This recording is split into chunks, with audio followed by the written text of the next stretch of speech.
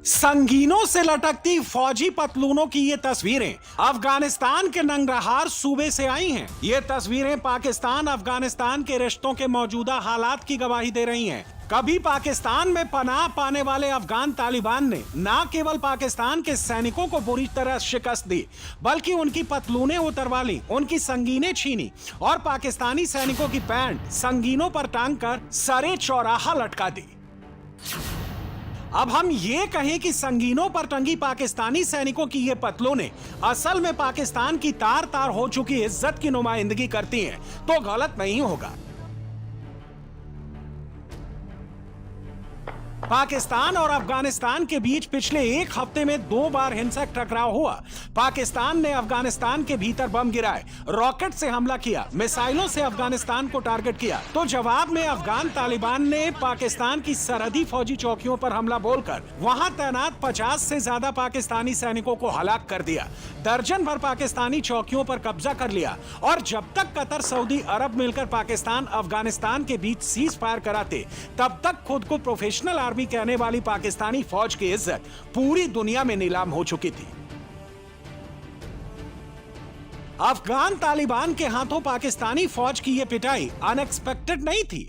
पिछले करीब 2 साल से बलूचिस्तान को लेकर खैबर पख्तूनख्वा और चीन तक जाने वाली डूरंड लाइन के आर पार तालिबानी लड़ाके बार बार पाकिस्तानी सेना पर हमला करके उसके सैनिकों को हलाक कर रहे थे और अपने फौजियों की शहादत से बौखलाई मुनीर की आर्मी अफगानिस्तान पर हवाई हमले करके अपनी खींच मिटा रही थी।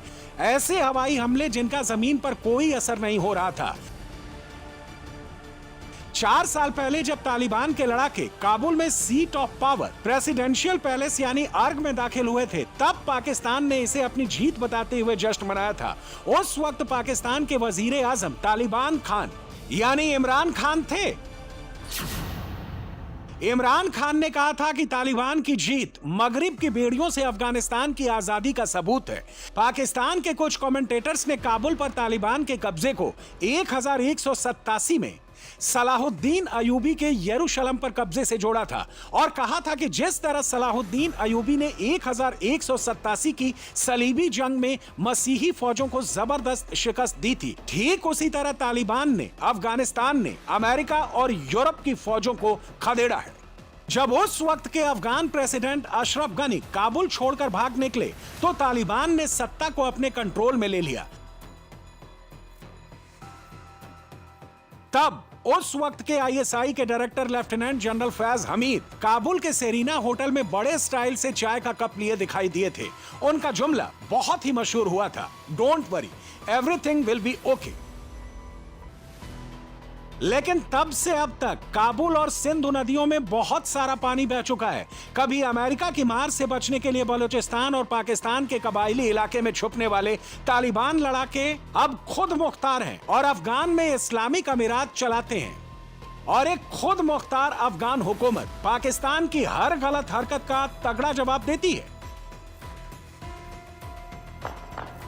जब खुद को बहुत बड़ी एटमी ताकत कहने वाला पाकिस्तान बिना एयर पावर और बिना एयर डिफेंस वाली अफगान सेना से बार बार पिटने लगा, तो पाकिस्तान ने वही पुराना राग अलापना शुरू कर दिया। ये सब तो हिंदुस्तान की साजिश है। पाकिस्तान के वजीर आजम शहबाज शरीफ ने तो करीब करीब अफगान तालिबान के आगे घुटने टेकते हुए ये कह दिया कि उनका मुल्क तो अफगानिस्तान से बातचीत करने को तैयार है, अब तो गेंद अफगानिस्तान के पाले में है। मुकम्मल तौर पर हिंदुस्तान की शय के जिस वक्त ये हमला हो रहा था पाकिस्तान के ऊपर, तो उनके जो वज़ीर ख़ारजा मुत्तकी वो दिल्ली में थे। ये सब बात आपने उसकी तस्वीर भी देखी हैं टेलीविज़न पर, अखबारों में।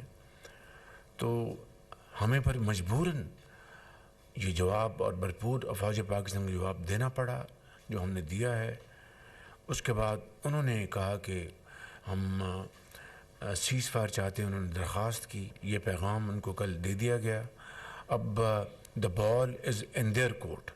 अब उन्होंने, अगर वाकई वो संजीदा हैं, वाकई वो सिंसेयर हैं, तो मैं समझता हूँ कि वो उनको फिर अपनी जो सीज़ फायर के लिए जो उन्होंने दरख्वास्त की है, अब वो बात आगे बढ़ाएं।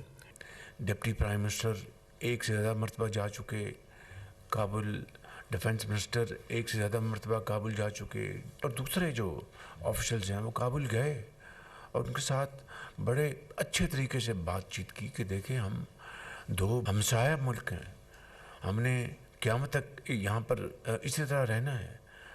अब ये हमारे ऊपर है कि हम किस तरह अपने मामलात को बाहमी मुशावरत और रजामंदी से तय करते हैं ताकि अमन कायम हो। यानी शहबाज शरीफ ये बता रहे हैं कि उन्होंने अपने डिफेंस मिनिस्टर ख्वाजा आसिफ को काबुल भेजा था। तालिबान से गुहार लगाने के लिए जंग रोकने का सफेद झंडा लेकर काबुल गए ख्वाजा आसिफ जब इस्लामाबाद लौटे तो कहा कि हालत तो बेहद नाजुक है। इसके बाद ख्वाजा आसिफ ने वही किया जो भारत के ऑपरेशन सिंदूर के दौरान पाकिस्तान ने किया था, अमेरिका से मदद की गुहार लगाई। ख्वाजा आसिफ ने कहा कि पाकिस्तान अफगानिस्तान की जंग तो सदर ट्रंप ही रुकवा सकते हैं। असल में पाकिस्तान को मुगालता था कि जिस तालिबान लड़ाकों को उसने पाला पोसा, ट्रेनिंग दी, वो क्या पाकिस्तान की प्रोफेशनल सैनिकों से लड़ पाएंगे। लेकिन जब असल जंग हुई तो पाकिस्तान की फौज ने फिर से दिखा दिया कि दुनिया भर में भगोड़ी फौज के तौर पर वो क्यों मशहूर है। फिलहाल तो कतर ने सीज फायर करा दिया है, लेकिन डूरन लाइन पर तोपों की घनगरज बहुत दिनों तक खामोश नहीं रहने वाली, क्योंकि कतर इस झगड़े को बहुत दिनों तक रोके नहीं रख पाएगा। पाकिस्तान के जर्नलिस्ट नजम सेठी ने कहा कि तालिबान हमेशा पाकिस्तानी फौज पर भारी पड़ेगी। यानी जिस तालिबान को पाकिस्तान के खुफिया अफसरों ने ट्रेनिंग दी, हथियार चलाना सिखाया, अब पाकिस्तानी फौज उन्हीं उजड़ लड़ाकों से जीतने में अक्षम है। तालिबान से पिटने के बाद पाकिस्तान के सैनिक तो अपने जख्म सहला रहे हैं, वहीं तालिबान को जवाब देने के लिए पाकिस्तान ने अब मस्खरों की फौज को उतार दिया है। पाकिस्तान में लाल टोपी के नाम से मशहूर फौज के पालतू जोकर जैद हादिम की बातें सुनिए। जिस बॉर्डर पर पाकिस्तानी सेना अपनी पोस्ट नहीं बचा सकी, अब उसी बॉर्डर पर लाल टोपी बफर जोन बनाने की बातें कर रहे हैं। देना पड़ेगा कि बदतमीजी ना करो हमारे साथ, अभी हम सॉफ्ट चल रहे हैं। नेक्स्ट हमारे पास क्या लेवरेज है? पाकिस्तान को वही करना पड़ेगा जो टर्की ने सीरिया और इराक में किया था। अपनी सरहदों के बाहर 30-40 किलोमीटर का एक बफर जोन बनाना पड़ेगा जो बिल्कुल क्लीन एरिया है, नो मैंस लैंड, यहाँ पर कोई भी नहीं होगा।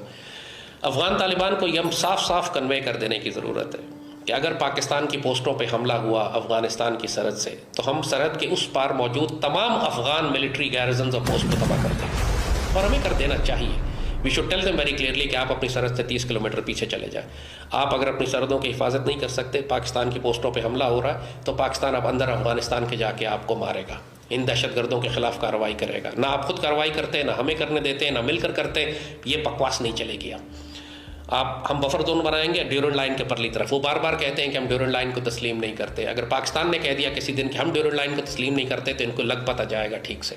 और अब हमें कह देना चाहिए अफगानिस्तान के अंदर जितनी हाइट्स है इंपॉर्टेंट, वो हमें कैप्चर कर लेनी चाहिए और उनको प्रोटेक्ट करना चाहिए एयरफोर्स के साथ और आर्टिलरी से, ताकि हम वहाँ पर बैठ के अंदर अफगानिस्तान की अच्छी तरह देखें और इनको वहाँ पर हिट करें। हालांकि अफगान मुजाहिदीन ने पाकिस्तान को याद दिलाया है कि उन्होंने पिछले 45 साल में 2 सुपर पावर्स को शिकस्त दी है, इसलिए पाकिस्तान सावधान रहे, घी के धोखे में कहीं कपास न खा ले जो पाकिस्तान की हलक में अटक जाए। हम किसी पर हमला नहीं करना चाहते, किसी भी देश पर आक्रमण नहीं करना चाहते, लेकिन अगर कोई हमारे मुल्क पर हमला करता है तो हम उसी की जुबान में उसको जवाब देंगे। जिस तरह से हमने सोवियत संघ को शिकस्त दी, जिस तरह हमने अमेरिका और नेटो को हराया, तो जो भी हम पर हमला करे वो याद रखे कि उसका अंजाम भी सोवियत संघ, अमेरिका और नेटो जैसा होगा। पाकिस्तान की हालत यह है कि अफगान तालिबान तो पीट ही रहे हैं, घर में भी फजीहत हो रही है। जब रक्षा मंत्री ख्वाजा आसिफ ने अफगानिस्तान को दुश्मन मुल्क बताया तो उनके अपने नेता ही बिफर गए। कहा कि अफगानिस्तान को दुश्मन बनाने का अंजाम ख्वाजा आसिफ नहीं समझते। ख्वाजा आसिफ ने एक बयान दिया है कि अफगानिस्तान हमारा दुश्मन मुल्क है। आप अंदाजा करें, इतना बेशरम, इतना बेगैरत, इतना बेहिस, इतना बेहया इंसान हमने जिंदगी में देखा नहीं था। जिस तरीके से ये वजीर दिफा जो है, ये बार बार अजीब और गरीब किस्म के बयान देता रहता है। इसने पहले भी एक बयान दिया था इसी तरह का, और एक पिछले दिनों फिर एक बयान दे दिया। जनाब प्रिजाइडिंग ऑफिसर साहब, क्या हम ये कह सकते हैं, क्या हम इसकी जुर्रत रख सकते हैं कि हम इस तरह की बात एक ऐसे पड़ोसी के बारे में करें जो हमारा पड़ोसी मुल्क हो, और हमारा रिवाज, हमारा कल्चर, हमारा सकाफत, हमारा दीन, हमारा अकीदा, सब में हमारी उनके साथ मुमासिलत हो। और हैं कौन? पश्तून है, यहाँ पे भी पश्तून है। 1979 में हमें बताया गया कि ये जिहाद है, और अभी हमें 2023, 24, 25 में हमें कह रहे हैं कि ये तो दहशतगर्दी थी और हम तो डॉलर लेके जंग करते थे। ये ख्वाजा आसफ की रिकॉर्ड पे बयान है। असल में पाकिस्तान पिछले कई साल से अफगानिस्तान को अपना पालतू समझता रहा है। पाकिस्तान अफगानिस्तान को अपनी स्ट्रेटेजिक डेप्थ यानी बचाव का गढ़ समझता रहा है। पाकिस्तान को लगता है कि जब भारत उस पर हमला करे तो बचाने के लिए पाकिस्तान के पास अफगानिस्तान तक पीछे हटने का विकल्प खुला रहे। इस नीति के चलते पाकिस्तान 1979 से ही अफगानिस्तान में डबल गेम खेलता रहा है। 1979 में पाकिस्तान ने सऊदी अरब और अमेरिका से पैसे लेकर मुजाहिदीन तैयार किए, सोवियत संघ से लड़ने भेजा। 1996 में तालिबान को तैयार करके काबुल पर पर्दे के पीछे से अपनी हुकूमत बनवाई। 2001 में पाकिस्तान वॉर ऑन टेरर में अमेरिका के साथ था, मगर पीछे से तालिबान की मदद भी कर रहा था। 2021 में तालिबान की जीत को पाकिस्तान ने अपनी जीत समझा, लेकिन तहरीके तालिबान पाकिस्तान को समर्थन देने को लेकर अफगान तालिबान और पाकिस्तान आमने सामने आ गए। दुनिया चाहती है, अमेरिका चाहता है, मगरब चाहता है कि अफगानिस्तान में इस्लाम क्यों आया, अमारत इस्लामिया क्यों कायम हुई। उनके पेट में दर्द है। हमने बहुत प्रॉक्सी जंग लड़ ली। कम्युनिस्ट आए, हमने मुजाहिदीन का साथ दिया। मुजाहिदीन आए, आपस में लड़े, हमने दूसरे मुखालिफ का साथ दिया। तालिबान आए, वो लड़े, हमने तालिबान का साथ दिया।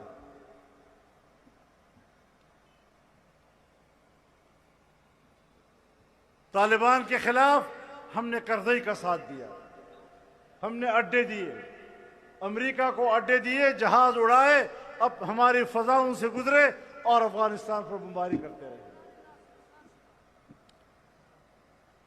आज कहते हैं अफगानिस्तान पर काबिज हुकूमत, काबिज हुकूमत। क्यों भाई काबिज? कहते जंग करके आए हैं, अवाम के मुंतखब नहीं हैं। तो मैंने कहा मुल्ला उमर भी तो जंग करके आया था। ये पाकिस्तान के कद्दावर विपक्षी लीडर मौलाना फजलुर रहमान हैं। कह रहे हैं कि पाकिस्तान बरसों से अफगानिस्तान में प्रॉक्सी वॉर लड़ रहा है। दिलचस्प बात तो ये है कि पाकिस्तान ने अपनी मिसाइलों के नाम भी अफगान सलातीन के नाम पर रखे हैं, लेकिन अब तालिबान से तनातनी के बीच पाकिस्तान में गोरी और गजनवी मिसाइलों के नाम बदलने की मांग हो रही है।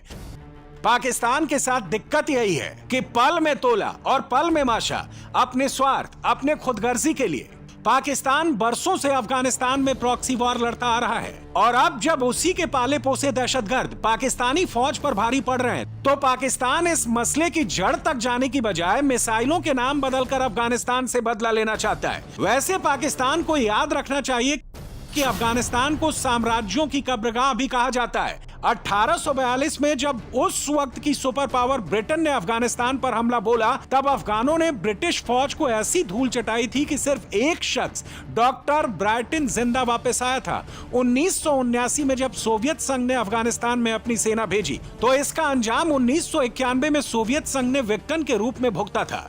अमेरिका ने 2001 में अपनी सेना को वॉर ऑन टेरर के लिए अफगानिस्तान भेजा। 20 साल बाद 2021 में अमेरिका को अफगानिस्तान से अपना बोरिया बिस्तर समेट कर जाना पड़ा था। अफगान तालिबान ने पाकिस्तान को सरहदी लड़ाई में पीट कर संदेश दिया है कि उनके मुल्क की यह तारीख पाकिस्तान को याद रखनी चाहिए। हम जैसे हिंदुस्तान के साथ अच्छा ताल्लुकात चाहता है, पाकिस्तान के साथ भी अच्छा ताल्लुकात चाहता है, लेकिन ये ताल्लुकात दोनों तरफ से हो सकता है, एक तरफ से तो नहीं हो सकता है।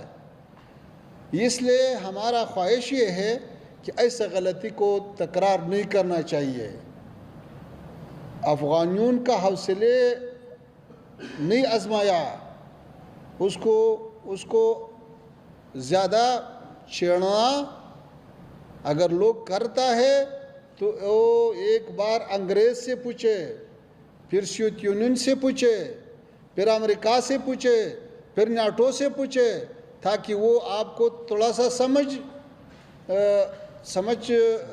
समझाए कि भाई अफगानिस्तान के साथ ऐसा खेल करना ये अच्छा नहीं है।